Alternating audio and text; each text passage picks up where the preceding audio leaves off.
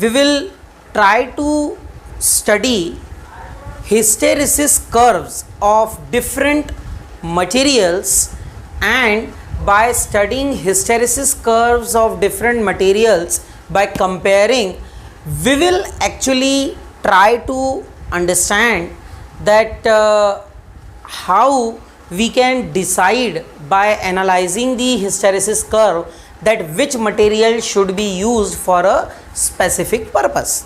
ठीक है, तो एक हिस्टेरेसिस कर्व आपको गिवन है, मान लीजिए आई एच कर्व आपको गिवन है, there is an I H curve, एक आई एच कर्व आपको गिवन है, और एक नहीं है दो कर्व गिवन है, एक गिवन है सॉफ्ट आयरन के लिए और एक गिवन है स्टील के लिए।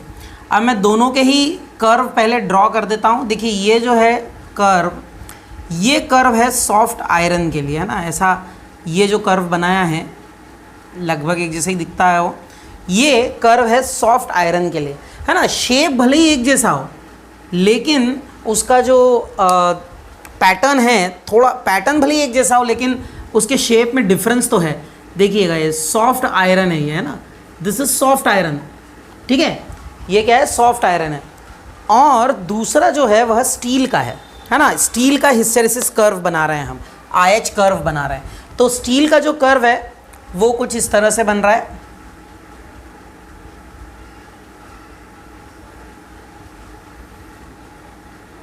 ठीक है, स्टील का कर्व कुछ इस तरह से बन रहा है ना, स्टील का कर्व कुछ इस तरह से बन रहा है।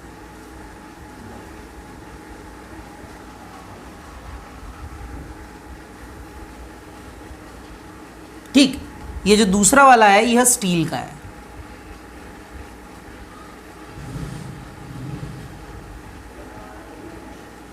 ये वाला स्टील का है, ठीक है।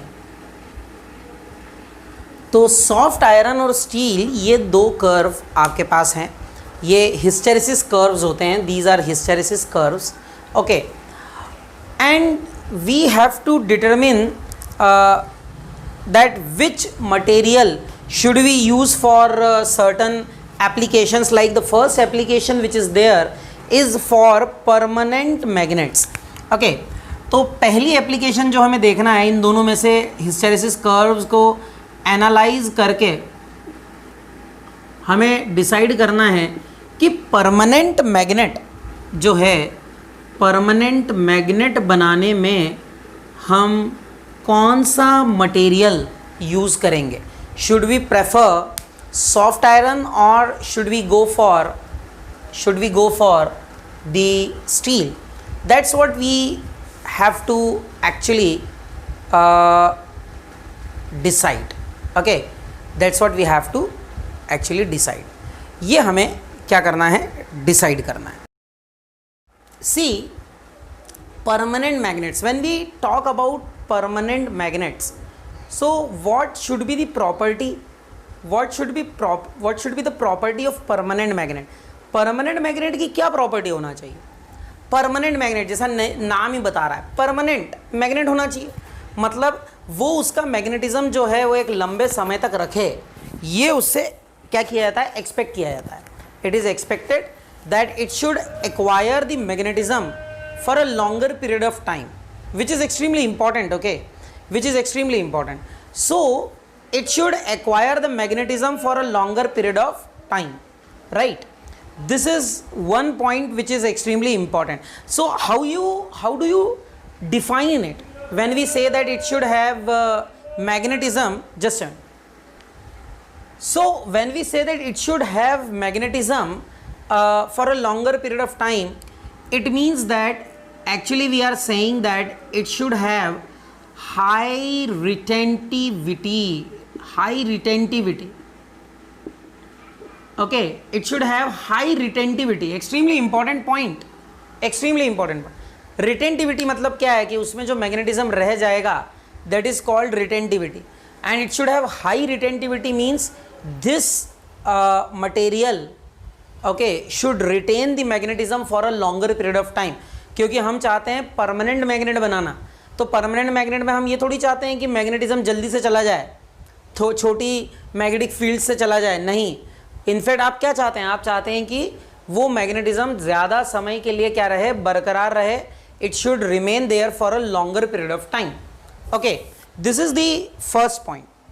Then second, it should not be like this that if you kept the magnet, permanent magnet in an external field, magnetic field, and small magnetic field also disturbs its magnetism and after some time it loses its magnetism. इसका क्या मतलब हुआ? इसका मतलब यह हुआ कि इसकी जो कोअर्सिविटी होना चाहिए, हाई होना चाहिए, हाई कोअर्सिविटी,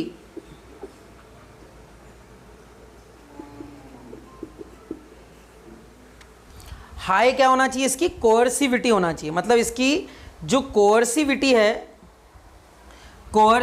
है वह हायर होना चाहिए. हायर कोअर्सिविटी क्या मतलब है इसका? इसका मतलब यह है, it means that it should, if you want to actually delete its magnetism what it possesses, then that has to be done by a strong magnetic field.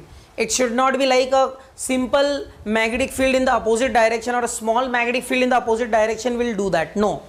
Okay, that magnetic field should be strong enough. Okay, so that is what is high coercivity. यानी आपको एक strong magnetic field लगाना होगी, तब वो क्या हो जाएगा, मैग्नेटिज्म को लॉस कर देगा. ठीक है, आई बात समझ में? इसके बाद में तो देखिए हाई रिटेंटिविटी होना चाहिए, हाई कोअर्सिविटी होना चाहिए, ठीक, हाई परमिएबिलिटी होना चाहिए, हाई परमिएबिलिटी है ना, हाई परमिएबिलिटी होना चाहिए. मतलब क्या होना चाहिए कि भाई ये जो मैग्नेट है, इसने, ये जो मैग्नेट है इस मैग्नेट ने क्या करना चाहिए, आसानी से एक्चुअली मैग्नेटाइज्ड हो जाना चाहिए. ठीक है ना, और अलाउ करना चाहिए मैग्नेटिक फील्ड लाइंस को पास करना. ओके, ये कुछ इंपॉर्टेंट पॉइंट्स हैं जो कि परमानेंट मैग्नेट के केस में आप एक्सपेक्ट करते हैं उस मटेरियल से जो कि आप परमानेंट मैग्नेट बनाना चाहते हो, क्योंकि वो इजीली मैग्नेटाइज हो जाएगा अगर मटेरियल, तो आपके लिए अच्छा रहेगा ना. आप सोचो आप ऐसा मटेरियल ले लो जो इजीली मैग्नेटाइज ही नहीं होगा, so that is actually a wrong choice. Okay, तो कैसे करेंगे बच्चों, यहाँ पर अब बात आती है कि how will we do that. तो समझिएगा, high retentivity, high coercivity, high permeability. अच्छा, अब एक एक करके इसको एनालाइज करते हैं और समझते हैं कि कौन सा अच्छा रहेगा. तो देखिए, परमानेंट मैग्नेट्स बनाने के लिए स्टील को प्रेफर किया जाता है. We prefer steel over soft iron. Now why do we do this? Let us talk about it. High retentivity. अब देखिए रिटेंटिविटी जो रहती है स्टील की, देखिए रिटेंटिविटी मतलब कितना वो रखेगा. तो बेसिकली तो सॉफ्ट आयरन की ज़्यादा है, सॉफ्ट आयरन की ज़्यादा है, नो डाउट अबाउट दैट, है ना, रिटेंटिविटी. क्योंकि देखिए जब H 0 होगा तो इसमें जो रिटेंटिविटी है वो इतनी है और इसमें इतनी है, नो डाउट कि वो ज़्यादा है. लेकिन अब चलिए इस पर बात करेंगे हम, है ना, पर फिर भी हम स्टील को प्रेफर करते हैं. अब समझेंगे हम कि क्यों ऐसा हो रहा है, क्यों हम बात कर रहे हैं ऐसी. दूसरा देखिए आप यहाँ पर कि कोअर्सिव फील्ड की अगर हम बात करते हैं तो देखिए स्टील के केस में कोअर्सिव फील्ड ये यहाँ तक है और सॉफ्ट आयरन में कोअर्सिव फील्ड इतनी ही है. समझ रहे हो, इतनी फील्ड लगाने पे क्या हो जाता है, सॉफ्ट आयरन अपना मैग्नेटिज्म लूज कर देगा. कहने का मतलब क्या है बच्चों, कहने का मतलब यह है कि जो सॉफ्ट आयरन है वह एक्चुअली परमानेंट मैग्नेट ज़्यादा समय तक रह नहीं पाएगा. मान लीजिए कि उसने मैग्नेटिज्म एक्वायर कर भी लिया, अगर हायर मैग्नेटिज्म भी एक्वायर कर लिया, लेकिन एक छोटी मैग्नेटिक फील्ड, एक वीक मैग्नेटिक फील्ड उसके मैग्नेटिज्म को क्या कर सकती है, डिस्ट्रॉय कर सकती है. And that's why we don't prefer soft iron but we prefer steel over soft iron. Okay, extremely important point, right. So this is what is in case of soft iron. Okay, soft iron has low coercivity, right. तो ये देखिए, ये जो दो important points हैं, है ना, ये दो इंपॉर्टेंट पॉइंट्स जो हैं, इससे ये पता चलता है कि स्टील जो है उसको प्रेफर किया जाएगा. डेफिनेटली परमिएबिलिटी जो है स्टील की हायर होती है, है ना, स्टील की परमिएबिलिटी हायर होती है। तो बेसिकली इन तीनों पैमानों पर स्टील को कुछ पॉइंट्स किसी किसी इसमें कम भी मिल रहे हैं, लेकिन हम चाहते हैं परमानेंट मैग्नेट एक लंबे समय तक मैग्नेट रहे। और क्योंकि हम ये चाहते हैं तो जो ये वाला है कोअर्सिविटी वाला है, यह सॉफ्ट आयरन के लिए क्या बनाता है, विन विन पोजीशन बनाता है, विन विन कंडीशन बनाता है। And that's why we prefer soft iron over, we prefer steel over soft iron in case of permanent magnet. चलिए, तो ये पहली बात हो गई। ऐसे ही हमें बात करना है कि इलेक्ट्रोमैग्नेट अगर बनाना है, अब की बार हमें परमानेंट नहीं बनाना है, इलेक्ट्रोमैग्नेट बनाना है, तब क्या होगा। तो अब जो बात करना है हमें इलेक्ट्रोमैग्नेट्स की करना है। और इलेक्ट्रोमैग्नेट्स आपको पता है कैसे बनते हैं। इलेक्ट्रोमैग्नेट्स बनाने के लिए आप एक कोर मटेरियल लेते हैं और इस पर क्या कर देते हैं, आप इस तरह से कॉइल वाउंड कर देते हैं ना, तो और फिर इससे करंट फ्लो करते हैं। तो basically what we are deciding कि भाई ये जो कोर मटेरियल होगा, ये कोर मटेरियल, ये जो कोर मटेरियल है, ये किस ये कौन सा लें हम, सॉफ्ट आयरन लें या स्टील लें, है ना। और अब की बार हमें इलेक्ट्रोमैग्नेट बनाना है। तो अब चलिए, ये इलेक्ट्रोमैग्नेट जो होता है, ऐसा थोड़ी है कि इलेक्ट्रोमैग्नेट कब कहाँ यूज़ करते हैं अपन, इलेक्ट्रिक बेल में। तो क्या करते हैं, आप स्विच ऑन करते हैं, करंट फ्लो होता है और वो मैग्नेट बन जाता है। और फिर जैसे ही करंट ऑफ करते हैं, मैग्नेटिज्म खत्म, है ना। तो आप क्या चाहेंगे इससे, आप चाहेंगे कि भाई इसकी पहले तो ये आसानी से क्या हो जाए, आसानी से मैग्नेट बन जाए। तो हाई परमिएबिलिटी होना चाहिए, हाई परमिएबिलिटी होना चाहिए, ठीक है। ये पहला पॉइंट है, हाई परमिएबिलिटी होना चाहिए। और दूसरा ये कि इसकी जो रिटेंटिविटी है वो लो होना चाहिए, लो रिटेंटिविटी होना चाहिए। High permeability and low retentivity, low retentivity मतलब ज़्यादा वो मैग्नेटिज्म को वो ना करे। हालांकि रिटेंटिविटी के मामले में भले ही सॉफ्ट आयरन ज़्यादा हो, पर इसको एक्चुअली प्रेफर किया जाता है किसमें, आपके इलेक्ट्रोमैग्नेट्स को बनाने में, ठीक है। Soft iron is preferred over steel. तो होता क्या है कि एक तो ये आसानी से मैग्नेटाइज हो जाता है पहला, और दूसरा कि इसकी जो रिटेंटिविटी है वो हालांकि थोड़ी तो ज़्यादा होती है, लेकिन क्या होता है कि उस समय जितनी ज़रूरत होती है उतनी कब मिलती है, जब आप करंट फ्लो करते हो। करंट हटाते से ही वो जो है उस एक हद तक वो क्या हो जाता है, डीमैग्नेटाइज हो जाता है ना। इसलिए जो है soft iron is preferred in the as a core material for electromagnet, ठीक है। Soft iron is preferred. अच्छा, अब देखो ये जो फेरोमैग्नेटिक मटेरियल्स होते हैं, फेरोमैग्नेटिक मटेरियल्स दो टाइप के होते हैं। एक होता है सॉफ्ट फेरोमैग्नेटिक मटेरियल और एक होता है hard ferromagnetic materials. Soft and hard ferromagnetic materials. अब सॉफ्ट क्या होते हैं, ऐसे मटेरियल्स जिनकी रिटेंटिविटी कम होती है ना, which have these materials have low retentivity, so they are called soft ferromagnetic materials. But if these materials have high retentivity, higher retentivity, then they are called hard ferromagnetic materials. Okay, so low retentivity soft materials, high retentivity hard ferromagnetic materials होते हैं, ठीक है। अब देखिए next जो हमें देखना है वह एप्लीकेशन है ट्रांसफार्मर कोर। तो देखिए ट्रांसफार्मर क्या होता है, किसी को पता है क्या, what do you mean by transformers. वो नहीं बेटा जो मूवी में दिखते हैं, है ना, वो ट्रांसफार्मर अलग हैं, ठीक है। ऑप्टिमस प्राइम की बात नहीं कर रहा हूं मैं। तो ये ट्रांसफार्मर्स जो होते हैं, ट्रांसफार्मर्स, इनका भी कोर मटेरियल होता है। तो अब ये पहली बात तो कि ट्रांसफार्मर होते क्या हैं। तो देखिए बेसिकली क्या होता है, आपने देखा होगा कि जब हाई टेंशन लाइंस जो कि फार्म से और इनसे फील्ड से होकर गुजरती है, तो वो बहुत ऊंचाई पे होती है, it is at a great height, है ना।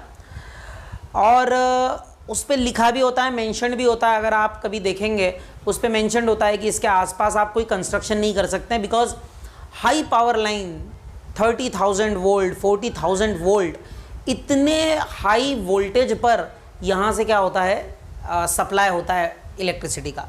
ये कहाँ से होता रहता है? एक्चुअली जो पावर स्टेशंस होते हैं, थर्मल पावर स्टेशंस या फिर आपके जो हाइडल पावर स्टेशंस होते हैं, यहाँ से ये सप्लाई होता है। आई बात समझ में? यहाँ से इसको सप्लाई किया जाता है। अब बात ये आती है कि सिटीज़ में इतने इस पर थोड़ी ना सप्लाई होता है। सिटी में देखिए, आप जितनी भी सिटीज़ आप देखेंगे तो हर सिटी में एक क्या होता है, एक पावर स्टेशन होता है सिंपल, जहाँ पे ये जो पावर लाइन आ रही है वो वहाँ पर मिलती है। और फिर क्या किया जाता है, इस वोल्टेज को कम किया जाता है। अगर इमेजिन करो कि 40,000 वोल्ट ये जो है मेरे घर के सामने, आपके घर के सामने वाली लाइन से जा रहा है, तो आप मान लीजिए कि लोग जो हैं इस पर आपको कपड़ों जैसे सूखते हुए ही मिलना है, ठीक है ना। हाँ, क्योंकि 40,000 वोल्ट बहुत हाई है, इसीलिए तो इतनी हाइट पे थोड़ी ना रख सकते हैं उसको, इतनी हाइट पे थोड़ी ना रख सकते हैं जैसा वहाँ फार्म्स में और इसमें रखते हैं लाइन को। तो क्या किया जाता है, एक्चुअली क्या होता है कि इतने हाई वोल्टेज पे जब हम लाते हैं, उसका एक अलग कारण है, वो अलग बात है, पर उस वोल्टेज से आपको सप्लाई लाइन के वोल्टेज को कम करने की ज़रूरत पड़ती है, पावर को लो वोल्टेज पे लाना पड़ता है। तो कैसे लाते हैं, उसके लिए जो डिवाइस यूज़ होती है, जो कि क्या करती है, एसी वोल्टेज को एक हायर लेवल से लोअर लेवल पे ले आती है, या फिर sometimes from lower level to higher level लेके जाती है, उसे हम क्या कहते हैं, ट्रांसफार्मर कहते हैं। इसको मैं डिटेल में हम डिस्कस करेंगे जब हम इलेक्ट्रिकल डिवाइसेस पढ़ेंगे, हमें बड़े डिटेल में इसको समझना है कि कैसे ये काम करता है, पर वो एक अलग आगे की चर्चा है जिसको हम करेंगे, है ना, नो डाउट हम इसके बारे में बात करेंगे। पर अभी तो बात कर रहे हैं ट्रांसफार्मर का कोर। तो ये जो ट्रांसफार्मर होता है, इसमें भी एक कोर मटेरियल यूज़ किया जाता है जिसके ऊपर वाइंडिंग की जाती है, ठीक है ना, जिसके ऊपर वाइंडिंग की जाती है। कॉपर कॉइल जो है, इंसुलेटेड कॉपर वायर, उसको वाइंड किया जाता है। अब बात आती है कि कौन सा material as a core material use किया जा सकता है, which material should we use as a core material in transformers.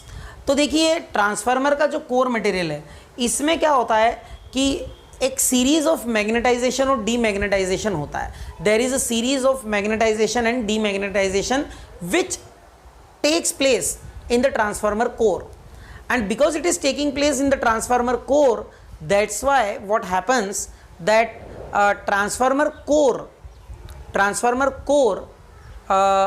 is actually should be made up of such a material which has lesser area during the magnetization and demagnetization cycle।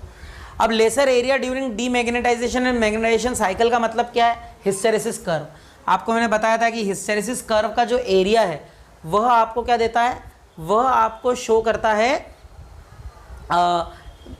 Energy loss during the magnetization and demagnetisation.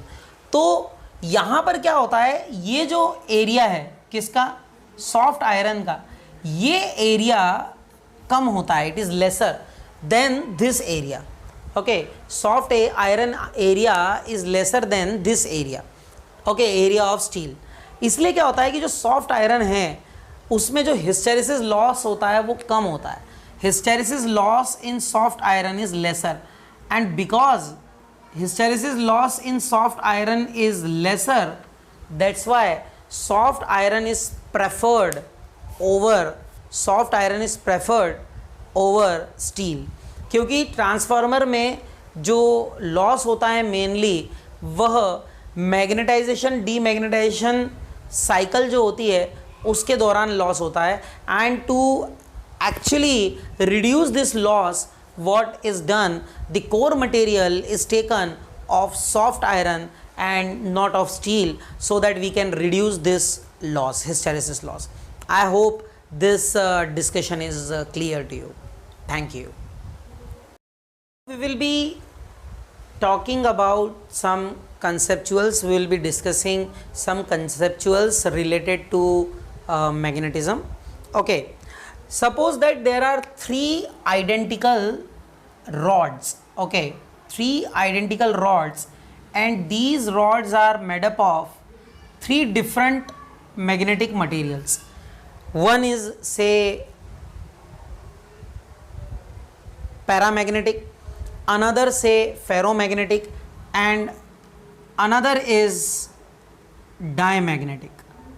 Okay, now these three rods are actually kept in a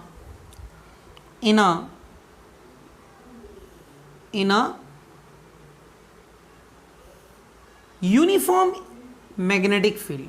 It is kept in a uniform magnetic field.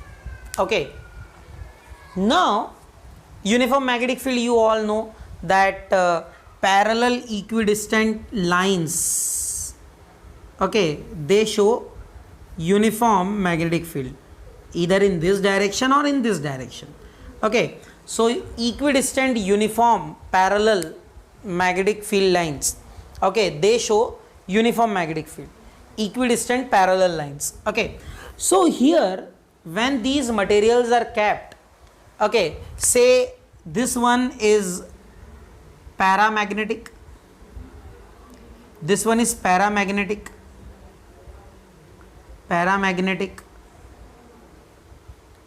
this one is say ferromagnetic,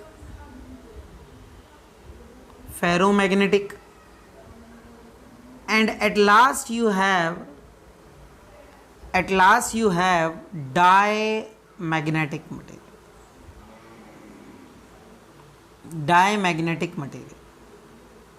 Okay, at last you have diamagnetic material, right?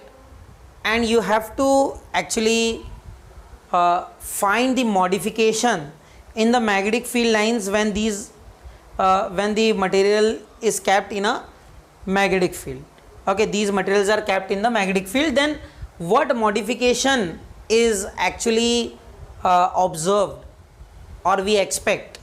So you see here, when magnetic field lines are there and a paramagnetic material is it comes in the path, then what happens? So you see that magnetic field lines, if they are going like this, okay, and if a paramagnetic material comes, then what happens, that this paramagnetic material, due to this paramagnetic material, definitely these magnetic field lines, they will bend a bit towards the paramagnetic material.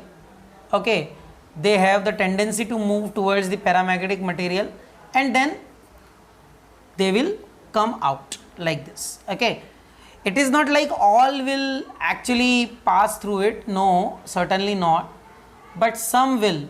Okay, some will pass through it, and it has the tendency to actually attract these magnetic field lines. Okay, so paramagnetic materials, what they do, they actually have this tendency that definitely magnetic field lines are tending to move through this material. Okay, this is for the paramagnetic material. Now second we wrote for the ferromagnetic material, we need some space also. Okay, so I will be drawing for the ferromagnetic material, I will be drawing here. Okay, this is ended here now. Okay, now for ferromagnetic material, you see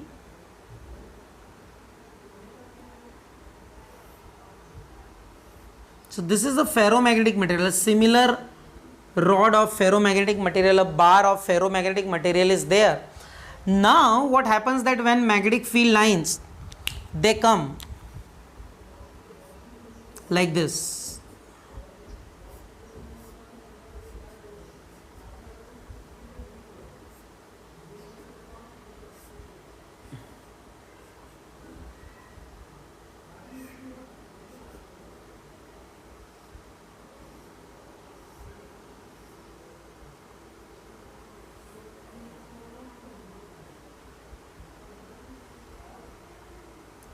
okay.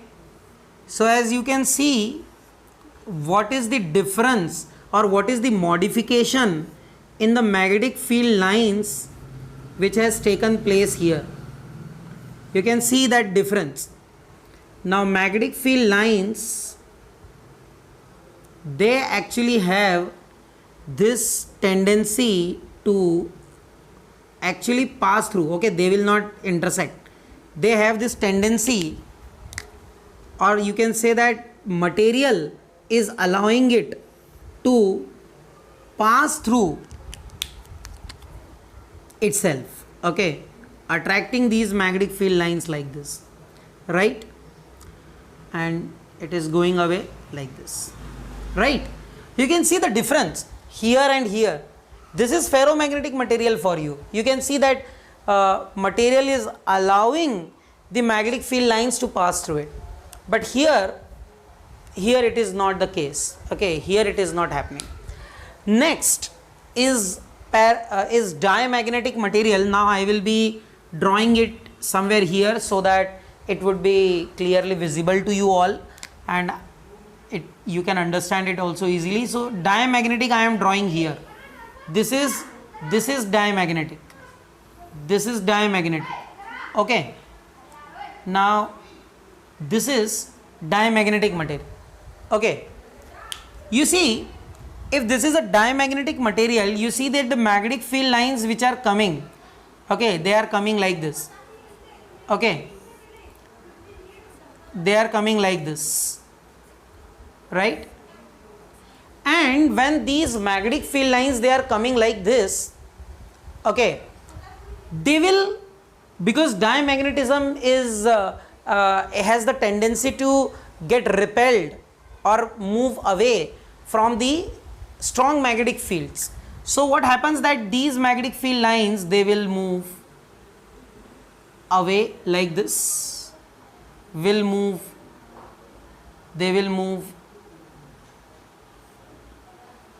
away like this, okay, away from the material, or say out of the material.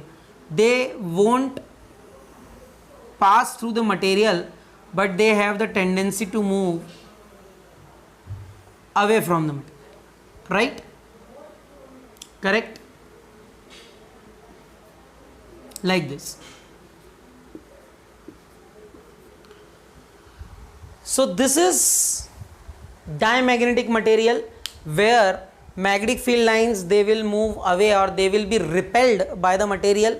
Ferromagnetic material is this where magnetic field lines have the tendency to pass through, and this is for paramagnetic.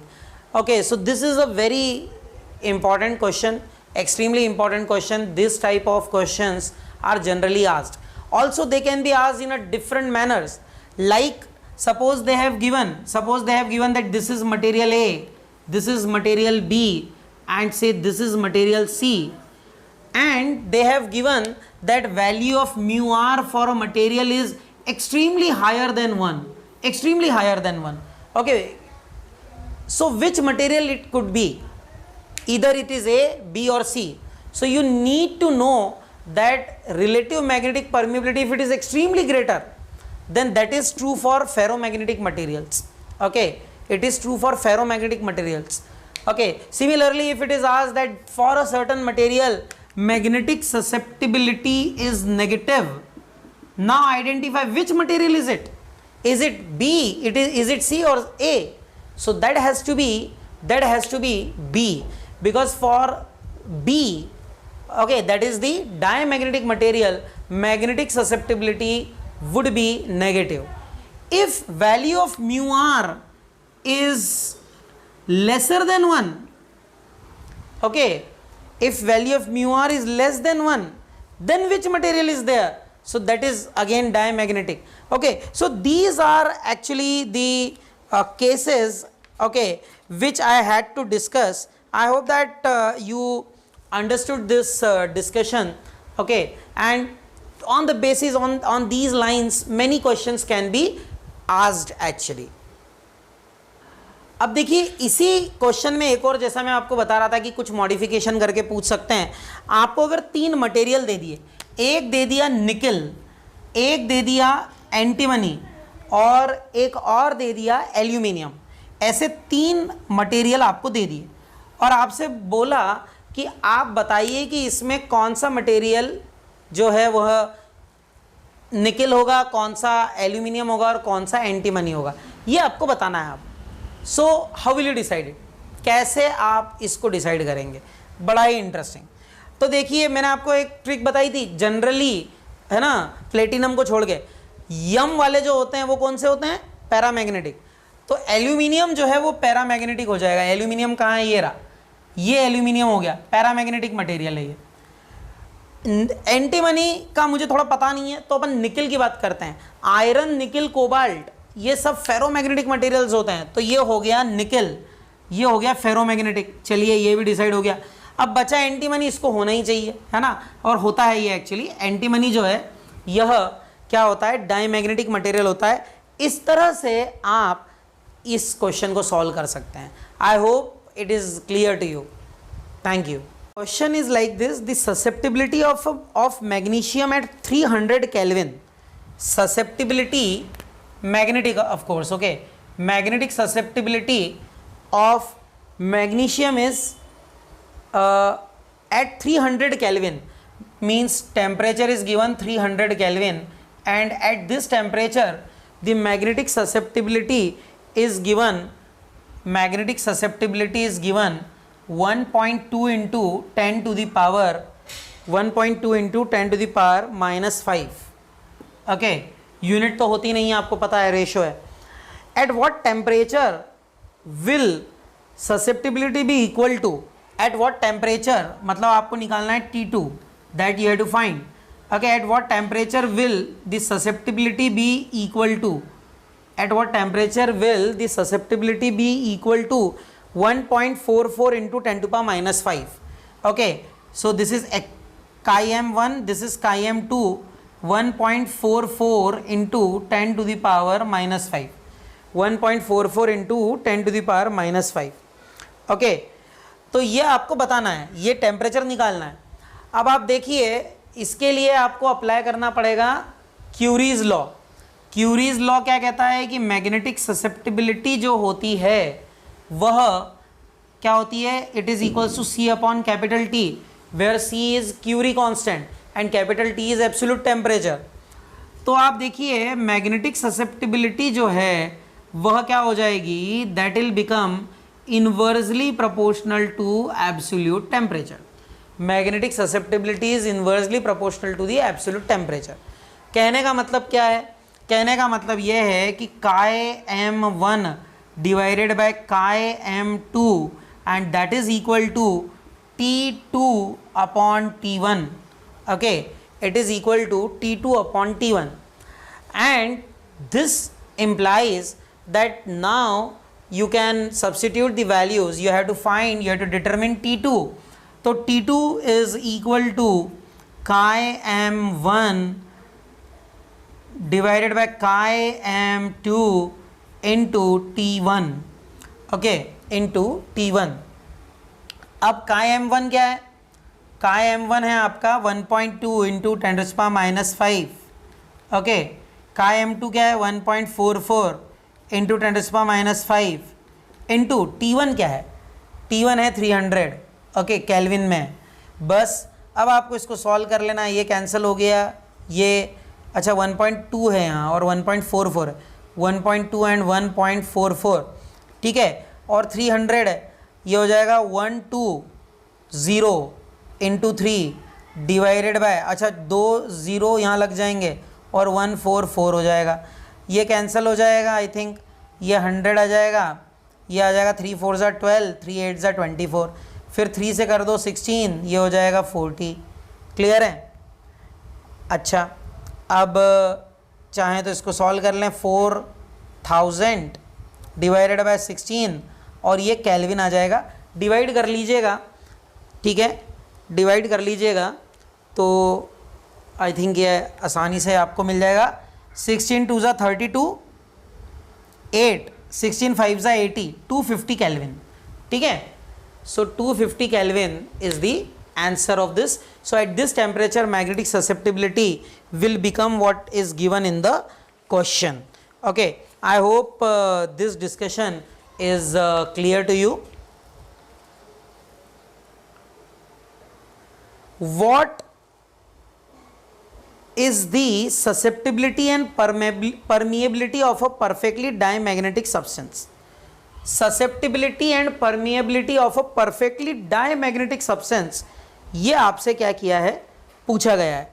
So for a perfectly diamagnetic substance susceptibility और permeability पूछिए। ठीक है, आप देखिए, आपको पता है कि परफेक्टली डायमैग्नेटिक सब्सटेंस अगर होगा तो उसके अंदर मैग्नेटिज्म जीरो होगा, मतलब वो अंदर मैग्नेटिक फील्ड लाइंस को जाने ही नहीं देगा, तो मैग्नेटिक फ्लक्स डेंसिटी जीरो होती है उसके अंदर से, ये है ना। और आपको पता है ये होता है mu naught times H plus I and that is equals to zero. यहाँ से पता चलता है I is equals to minus H, okay, I is equal to minus H, right.